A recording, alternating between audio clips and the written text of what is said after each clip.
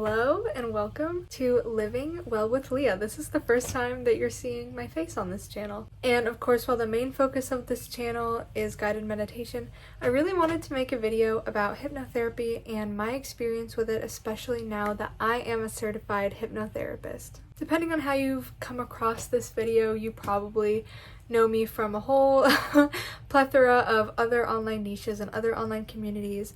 But first of all, thank you for sitting down and choosing to watch this very long video about my experience with hypnotherapy and my journey to becoming a certified hypnotherapist. So to start off, let's go over the basics.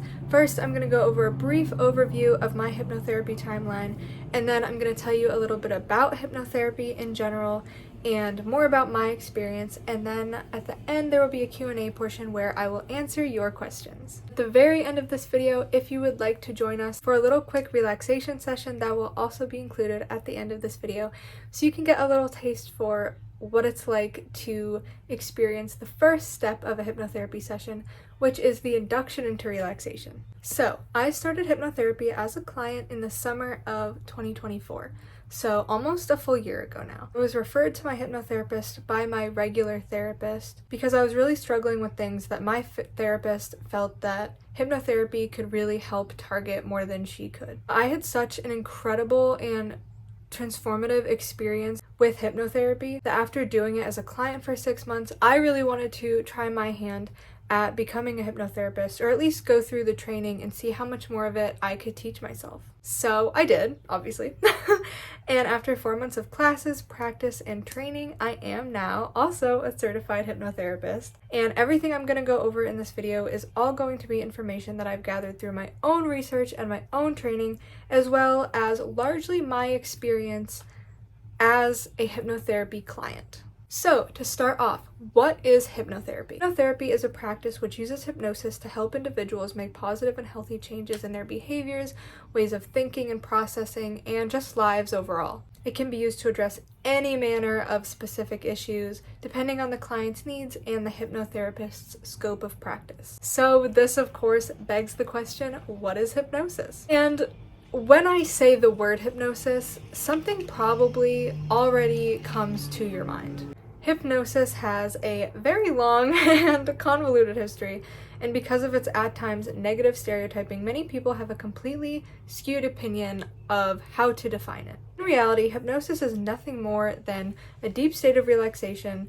It is a state of focused attention, very similar to daydreaming or meditating. And most importantly, it is a natural state of mind for all human beings. It is a state of focus that humans naturally go into all the time.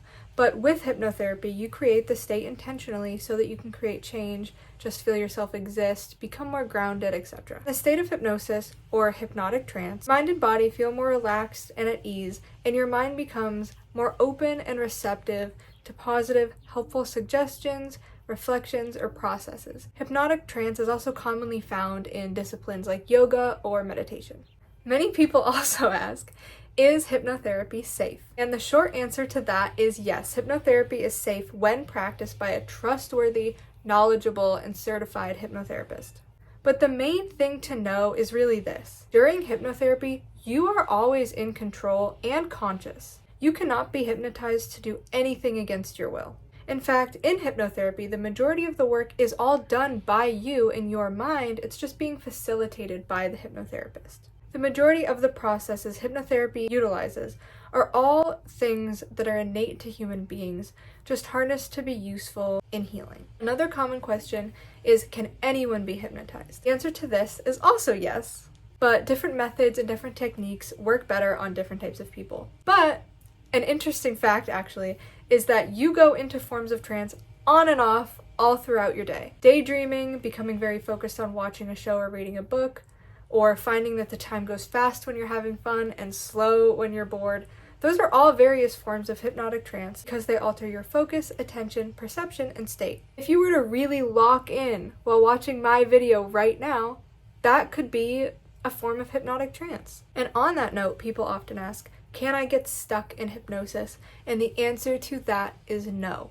You are always in control and you are always conscious. If you happen to fall asleep during hypnosis, which can happen because you're so relaxed, you will not be still hypnotized when you wake up. You can also hypnotize yourself and come out of that at any time. In hypnotherapy, again, you are really the one doing the mental work. Your hypnotherapist is just guiding you. So, what actually happens during a hypnotherapy session? The details of the work will depend completely on why you're there, but in general, the techniques and practices are mostly the same, just tailored to the topic at hand. During your session, your hypnotherapist will begin by getting you into a relaxed and focused state, often through calming suggestions and imagery, progressive relaxation, things like that. In fact, like I said, I'll do a basic induction with you at the end of this video, which you can either follow along with or just listen to as a demonstration. Next, you are gently guided through a series of suggestions, visualizations, and instructions specific to the client's personal goals and needs. And then lastly, the hypnotherapist guides the client out of the trance. For some, it will feel a lot like you've just woken up from a peaceful and restorative sleep. That's how it feels for me. And for others, you may just feel relaxed, calm, refreshed, motivated. And now let's move on to some very important distinctions. I've seen some hypnotherapists claim they can cure psychological and even physical disorders. Is this true? Generally, no. Hypnotherapy is not a cure-all. In my practice and opinion, my belief is that hypnotherapy is a tool, and like any tool, it can and should be used alongside other things, like other forms of therapy, potentially medication, medical intervention when necessary. It is not a one-stop fix to your life. The core elements of hypnotherapy are stress relief, getting in touch with your body's signals, connecting to yourself on a deeper emotional level, and essentially asking your unconscious mind to work for you in a way that is healthy and helpful. This can, of course, lead to incredible physical and emotional change when what was causing your initial distress was linked to something hypnotherapy can target, such as stress. For example, if you are someone who gets nauseous when you are stressed or anxious, and that nausea is not a result of a physical ailment, hypnotherapy can help manage that nausea as an indirect result of managing the stress and the anxiety. This does not make hypnotherapy the cure for nausea, nor does it mean you shouldn't follow up with a medical professional. It is just a tool. And on that note, let's get into some important notes about hypnotherapy. Firstly, hypnosis is not mind control. People under hypnosis remain fully in control and can awaken at any time they choose. Hypnotherapy works best when the client is open to the process. Hypnotherapy is not a substitute for other forms of therapy. Hypnotherapy is not a substitute for medical intervention. Hypnotherapy is a tool. I'm going to keep driving that one home. And much of what is included in hypnotherapy, once again, are processes which already exist and are integral to most human beings. They're just being harnessed in a new and productive way. And now that we have all of that out of the way, let's talk about how you can tell a good hypnotherapist from a maybe not so good hypnotherapist. First, I want to reiterate again the basics of hypnotherapy and a majority of the primarily recognized techniques that are taught to most hypnotherapists. All of those things are helpful and legitimate.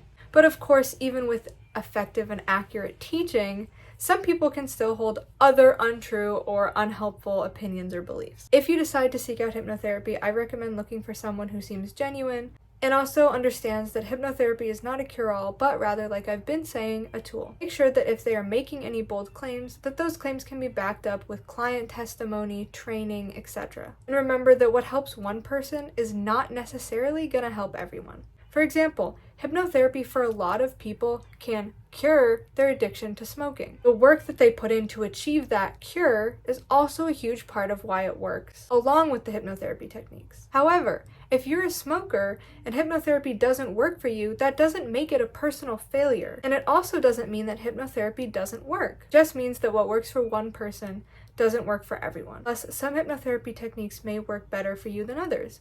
You are always in control of how you use the techniques that are taught to you. As a newer form of alternative healing, there's also just a lot of misinformation out there online about hypnotherapy. In my opinion, you should go into hypnotherapy with an open mind, but remember that it's okay to be what we in the practice call a benevolent skeptic. If you are seeing a hypnotherapist who doesn't seem to be helping, it is totally fine to switch to someone else, or try to learn the techniques to just use on yourself instead.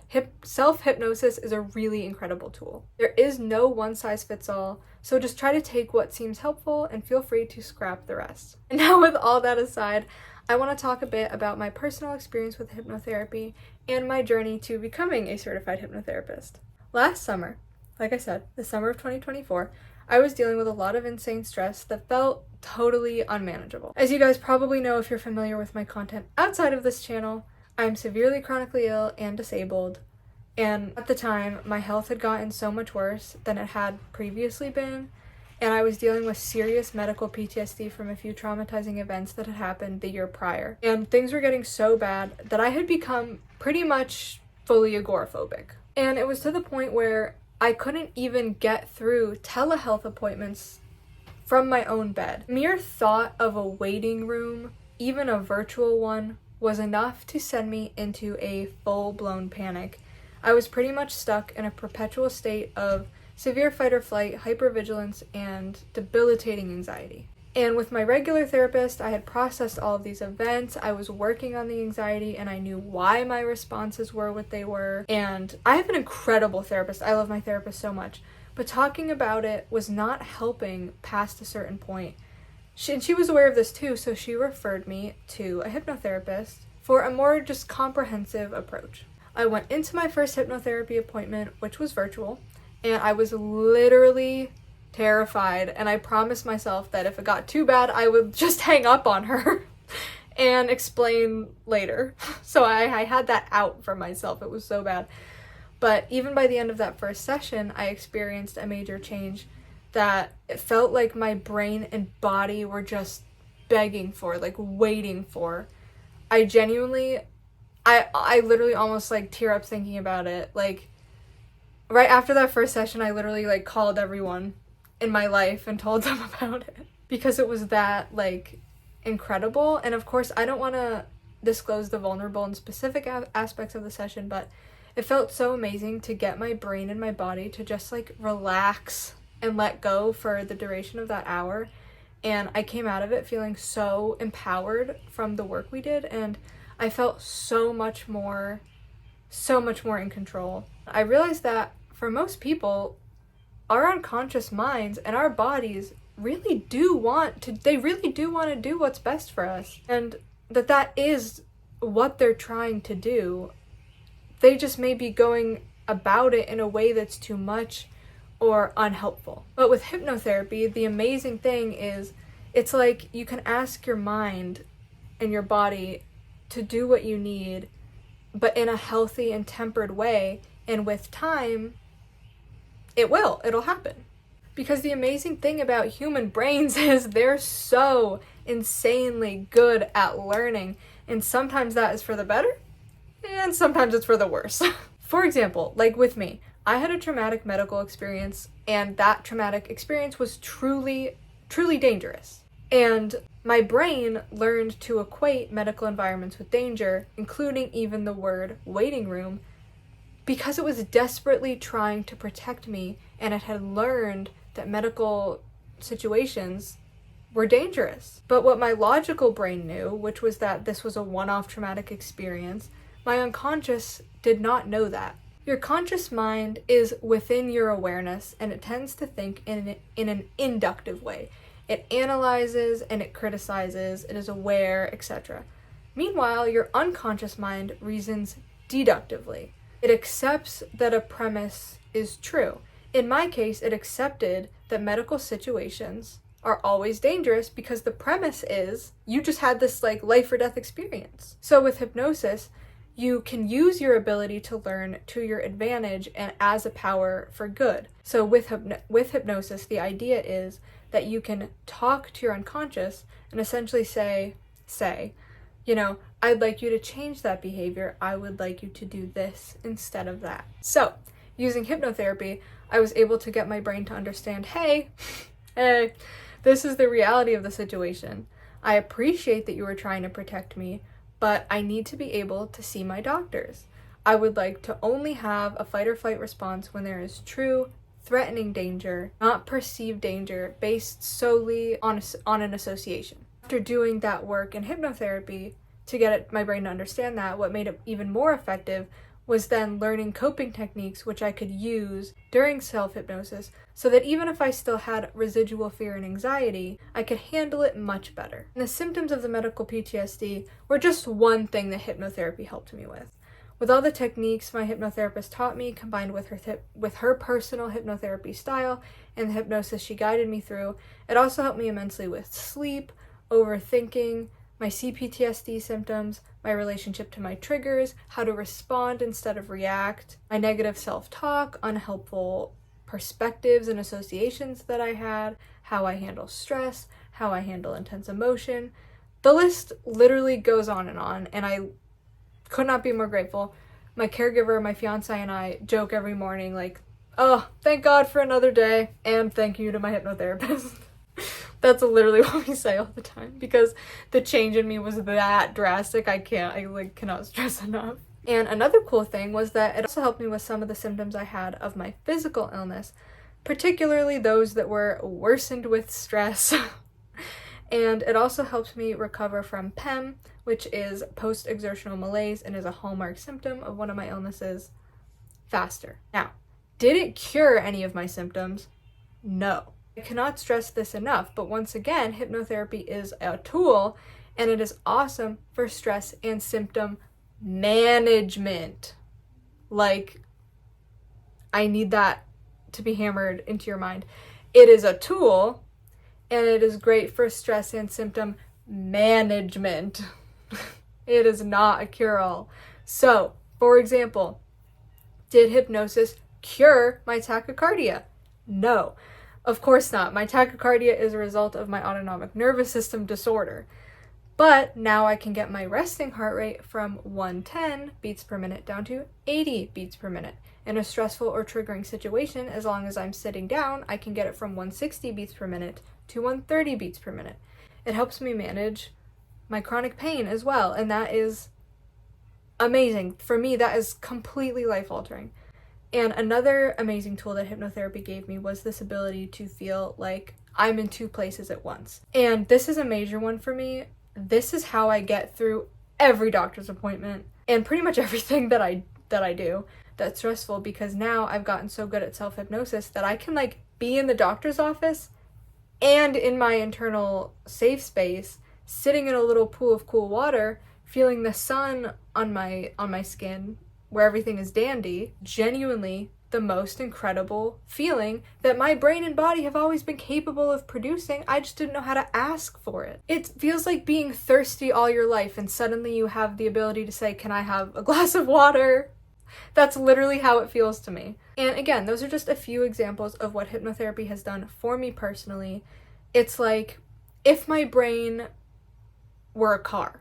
It was like I went from being thrown around in the back seat, begging not to crash, to now feeling like I'm driving the car.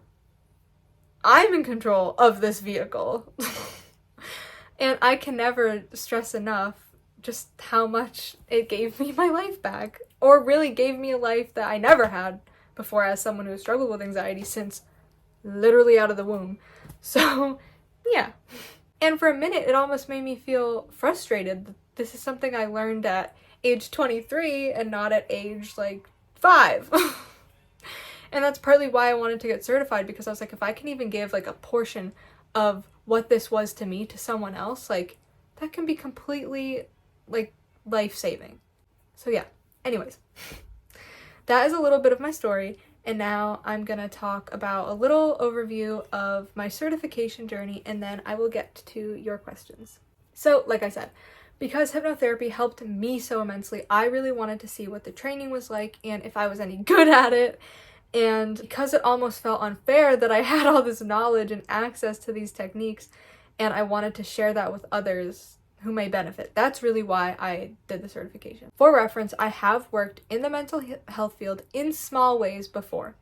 I worked for a crisis hotline for a few years. I did consulting work for a past therapist. I ran a support group for people who had BFRBs, and I went to different trainings in different centers on how to help people with BFRBs, which stand for body-focused repetitive behaviors like dermatillomania and trichotillomania. And I was also studying psychology and mental health in college for many years, before my physical health, unfortunately, forced me to drop out before I was able to graduate, which is unfortunate, because if not for my health, I could be coming to you with a bachelor's right now, but it's fine.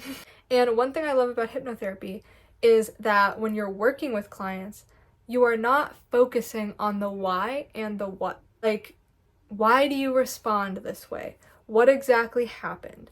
Instead, you focus on the how. And this is kind of what sets hypnotherapy apart from different therapeutic disciplines. And it's also why, again, hypnotherapy is a tool and should be used comprehensively and in tandem with other things. But again, I digress. So, hypnotherapy works with the how. The focus is on the how. So, it's like, how is your brain doing this? Not why is it doing this, how is it doing this? Because we know why it's doing it.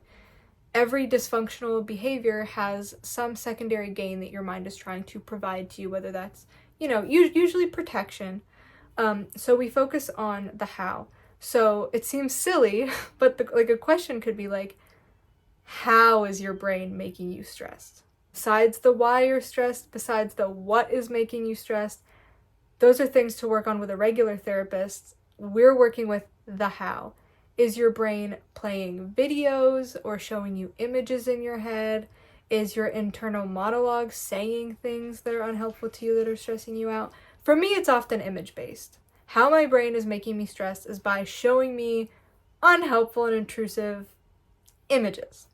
My brain will replay traumatic or embarrassing memories or just a horrible image of a fear I have, like something bad happening to a loved one.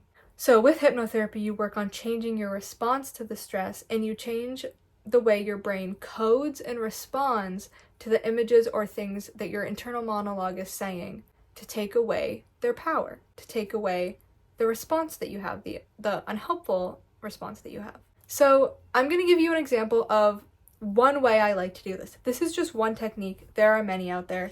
This may not work for you. This really works for me. So this is one technique I use. When I get those awful, stressful images that are stressing me out physically and mentally, I drain all of the color out of it. I make them black and white.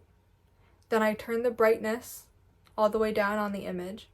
And then I shrink it on a black screen and kind of drag them off into the corner of that screen.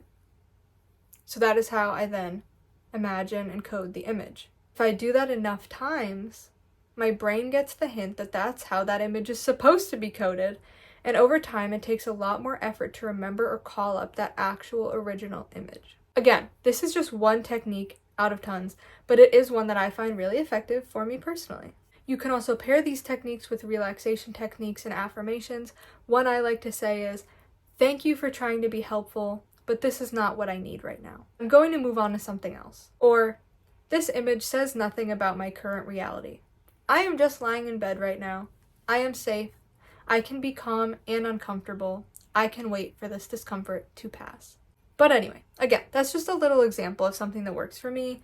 One out of many, many techniques that can be utilized in hypnotherapy. But anyways, throughout my certification, I learned many different methods of getting someone to relax. I learned about the science of the unconscious mind and the nervous system, much of which I was lucky to already know, not only as a client, but having the prior knowledge from having learned about my illnesses because they're illnesses of the autonomic nervous system, and because I have CPTSD and regular PTSD, I had sort of already taken it upon myself to learn how trauma works and is stored in the brain and the body. I learned tons of different techniques for behavioral changes, stress management, calming down your mind, ways to help yourself create change, ways to connect with yourself. I learned the process of anchoring and anchor collapsing, which is how to associate an internal response with an external trigger. The various ways your brain responds to language, patterns, things like that. I learned about effective goal setting and perspective framing, techniques that help create a sense of safety and well-being. And we specifically learned about how to help manage compulsions, trouble sleeping, phobias, panic attacks, and a bunch of other specific stuff like that. For the program that I did, we had 4 months of classes, Q&As with our trainers, practice labs, and then also a ton of practice clinical hours outside of the classroom. And of course, on my side of it, I've also been seeing my own hypnotherapist and trying all these techniques out on myself literally every single day. Alright, so now let's get into your questions. First question, what can you help me with? I've been trained and feel proficient and confident in the following areas. stress management, developing coping tools, managing states, de-escalation of in-scope behaviors, working through in-scope triggers, phobia and compulsion work, self-soothing and self-care, help sleeping, in-scope pain management, inner world building, and inner child healing. Those last two I'm very passionate about. And so next, follow-up question, what does in-scope mean? In-scope refers to the areas I have been trained and certified in. When an issue falls outside of my scope, I am able to refer to a clinician who is able to help. I am dedicated to staying within my scope. I am not a clinical therapist, social worker, or psychologist. Like I've been saying, hypnotherapy is not a substitute for other forms of therapy. I cannot treat serious psychological disorders. I'm not here to directly treat things, for example, like PTSD, eating disorders, clinical depression, anything like that. Again, hypnotherapy really comes down to stress management and symptom management. People with all of these disorders could potentially benefit from hypnotherapy, but it would have to be alongside outside treatment from someone with a clinical degree. For example, when I see my hypnotherapist, she is not directly treating my CPTSD. She does have external schooling and degrees, but that's not why I'm there seeing her. I do not talk to her about my trauma except for the very basics. She is helping me manage the stress of living with CPTSD and helping my brain come up with ways to respond to my triggers instead of reacting to them. So, as a hypnotherapist, that's kind of what you're doing. You're not really treating the disorder, especially if it's outside of your scope. You're treating the stress and any potential symptoms that could benefit from hypnotherapy, and it needs to be done comprehensively alongside other practitioners. And the same goes for my health. My POTS cardiologist treats my POTS. My hypnotherapist helps me cope with the stress of having POTS and teaches my brain tricks to deal with some of the symptoms, like how to help me calm down, which in turn lowers my heart rate a bit while at rest. Hypnotherapy is really like taking someone on a relaxation journey and along the way showing them tools and techniques that they can then use at their discretion if they find them helpful. And a lot of the change work also happens during the session. But again, you're in control. If you don't like a certain technique, if you don't like a certain way anything is going, you are absolutely fully in control the entire time and can stop whenever you want. And now let's get into some more of your questions. Does becoming a hypnotherapist require a degree or training beforehand? So, it depends on where you live, but generally you do not need to have a degree. However, you absolutely have to train and get certified with an accredited organization. The program that I did was 4 months of school, along with practice lab hours and outside clinical practice hours. You had to pass tests along the way, and we were observed by the trainers and assistants. You had to pass all of the requirements in order to graduate and get your certification. Did you like your training and trainers? I did like my training and trainers, for the most part. I do want to say that I didn't love every single thing about one of the hypnotherapists who was a part of the course, but that being said, there is no doubt that he has really helped thousands of people. And I really loved the other hypnotherapists who were teaching it. And I also really, really, really loved the course itself, the techniques. And I have full faith and trust in what I learned, especially coming at it as a client who has already felt and reaped the direct benefits of the techniques in my own client therapist setting. It was also, of course, a fully accredited course. And I also had a lot of really amazing and incredible classmates, all of whom were really super skilled, and many of whom were also therapists and psychologists who wanted to be able to provide hypnotherapy as an additional resource, which is so great. Next, I feel that I was abused as a child, but I don't remember it. Will I know through hypnotherapy? First of all, I'm very sorry. This is something that we were very much cautioned against, and is also something that will be outside of the scope of what many hypnotherapists would be comfortable with, myself included. According to the National Institute of Health, while the psychological effects of hypnosis may have a positive effect on memory function due to their beneficial impact on the cardiovascular system, the use of some hypnotic techniques can increase the risk of developing false memories and should be used with caution. Working with trauma is within the scope of the hypnotherapist that you go to see. I recommend more using it to find ways to cope with the after effects of trauma and not to uncover traumatic memories. That would be something to talk about with a therapist. Next question, can it help with CPTSD symptoms? Like with everything, depends on the person, but speaking from my personal experience, it absolutely helped me tremendously and saved my life. So that's my experience. Yes, in theory, absolutely, it can help with DPTSD symptoms. Is there any stigma surrounding it? Absolutely.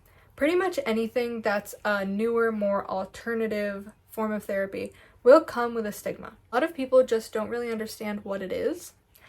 However, the awesome thing about hypnotherapy is that it really mostly just includes things that are already, again, innate and integral to the human experience, such as your imagination, your ability to relax, just harnessed in a particular way to try and be helpful. Plus, again, the client is always in control. What are some signs that hypnotherapy may be the right option for you? Say that if you're someone who finds introspective things helpful, like journaling, daydreaming, or meditating, or if you're someone who has gone through a lot of other modes of therapy, CBT and just talk therapy, and you've been focusing a lot on the processing and the what and the why and all these things, but there just still feels something missing, and you haven't really gotten the chance to do any more somatic work or just like work with like the function of your brain and like your neural pathways, I would say that this would be a great option for you. Also, if you're just curious and open to trying it, being open to the process will always lend itself to the best success. As someone who finds comfort in having control, how does one let go enough to do hypnotherapy? Honestly, if you're anything like me, hypnotherapy is only going to make you feel far more in control. Of course, our unconscious, like I said, does want to protect us, so it is natural to be wary of something that's new and vulnerable. Your unconscious is always going to favor what's comfortable, even if it's harmful, over what could be potentially uncomfortable, even if it's helpful. However, again, you are in control the entire time. You can decide to stop if you want to. You are conscious. The only thing you have to be open to doing is listening and following the instructions of your hypnotherapist, but you can do both of those things in a way that is comfortable feeling for you. Who would hypnotherapy benefit? I genuinely think it could help like anyone and everyone for the most part. Pretty much everyone at the very least deals with stress and wants to set effective goals for themselves, and it's great for that even if you're not tackling anything bigger. Is hypnotherapy like EMDR for trauma?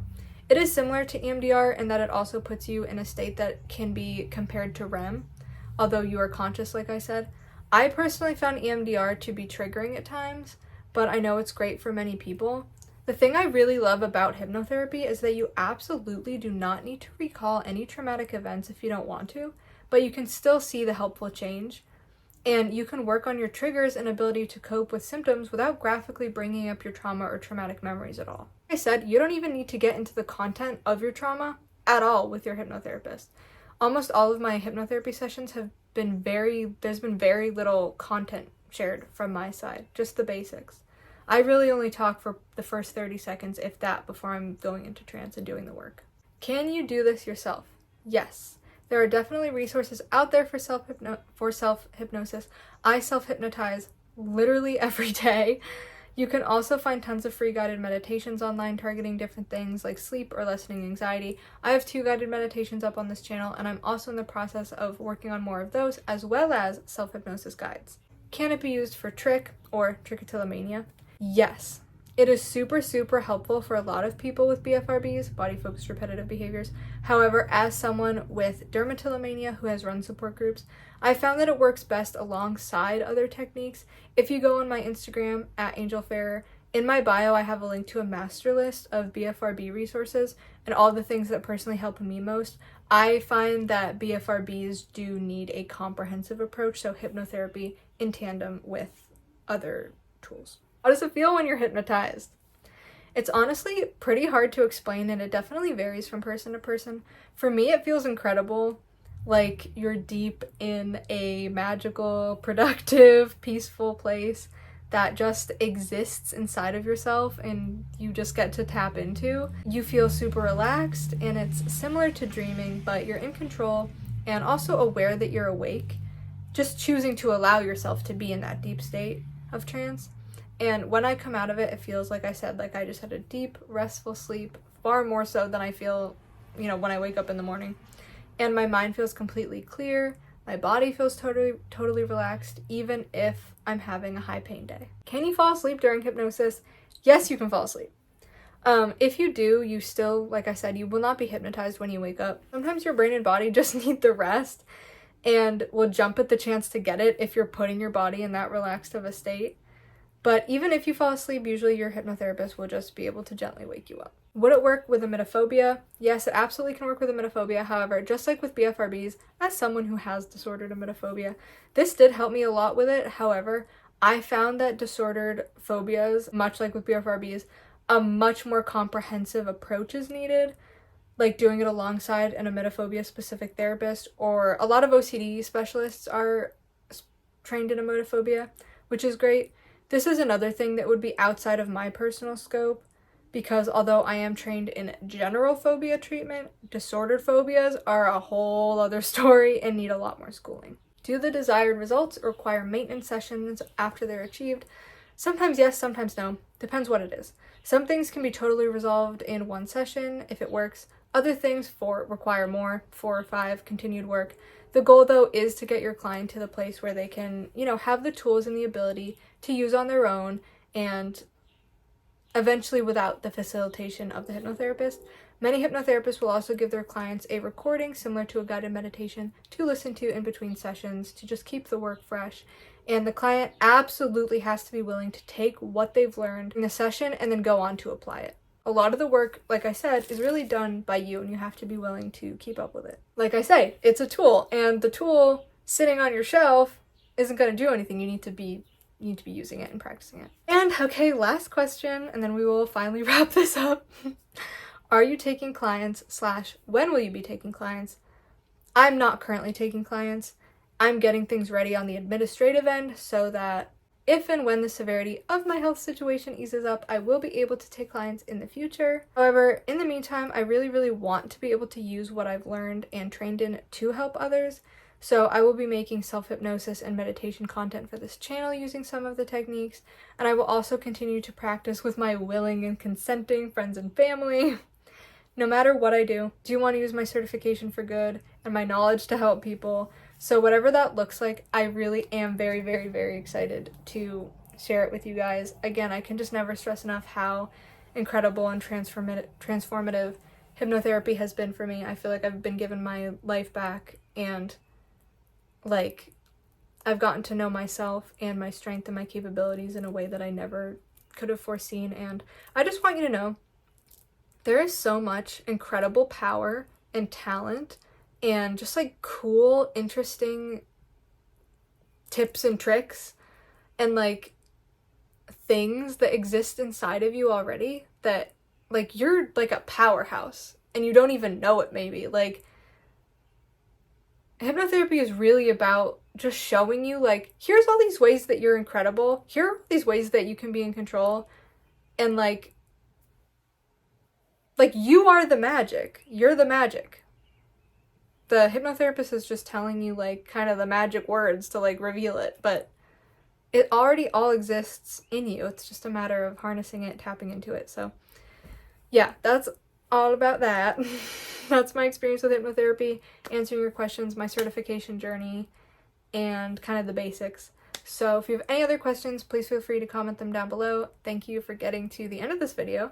Let's wrap it up. I'm gonna do a quick induction, so if you would like to stay for that, either just to witness it or follow along, please feel free. And to everyone else, I hope you have a good, safe, lovely day, and I love you, and I'll see you in my next video.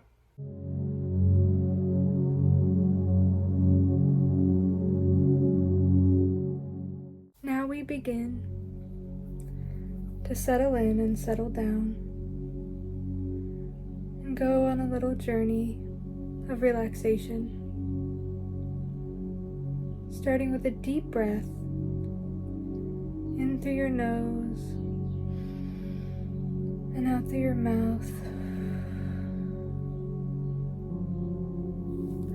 And now you can close your eyes,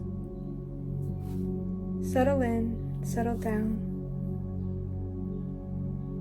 and think about the top of your head. And bring your awareness down to all the muscles of your face and just let them relax. Let them let go. Your forehead, your eyes and your eyelids, your cheeks, your mouth, your jaw. Such a wonderful feeling when you let your face totally relax. You can feel the relaxation settling in, smoothing out, feeling yourself unclench your jaw and fall into that feeling, letting your mind relax right alongside.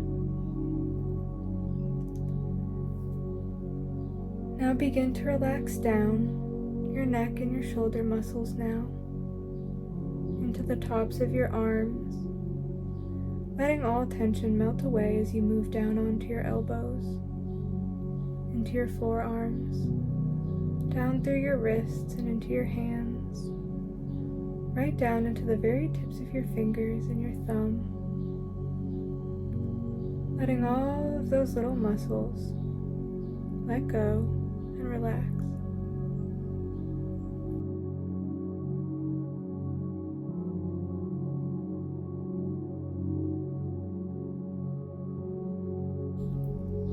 And now bring awareness to your breathing, noticing that you're breathing even more steadily, gently, slowly. As you relax more and more, releasing any tension in the chest area, letting it all simply melt away as you move on down to your abdominal muscles, letting them relax too, and down into your back, along either side of your spine, just letting those muscles relax and melt away. Let yourself sink into your environment, into your chair or your bed. Feel how it supports you and cradles your body. Feel how it supports you. And now move down. Bring the relaxation to your thigh muscles, down through your knees, down through your shins and your calves, like a rolling wave of warm, deep relaxation. Relaxation that touches your soul and makes you feel deeply calm and at ease. Allow all of these areas to relax and let go, moving down to your ankles, through your feet, and into the very tips of your toes, down through the soles of your feet which support you and ground you and connect you to this beautiful earth, your home. All the muscles of your body, beautifully relaxed and free, calm and comfortable, allowing yourself to feel safe and at ease, warm and comfortable, here in this space with yourself and your body that is doing its best for you, your body here on this beautiful earth, your body that is your home and your companion. And just let it melt away.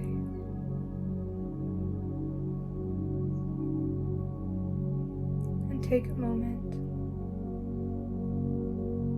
to say to yourself, all is well. All is well. I am safe. I am comfortable. And I am so deeply relaxed. Challenge yourself to even deepen the relaxation. Let yourself fall a bit deeper. Let my voice go with you as you continue to melt away. Deep into your comfort.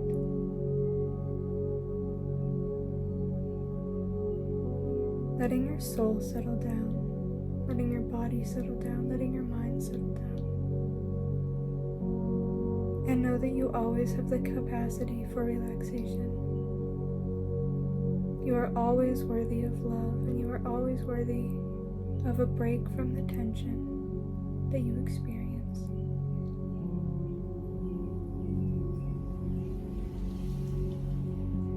And let this be a message that you take into your day as you feel yourself coming back into your body and back into the room.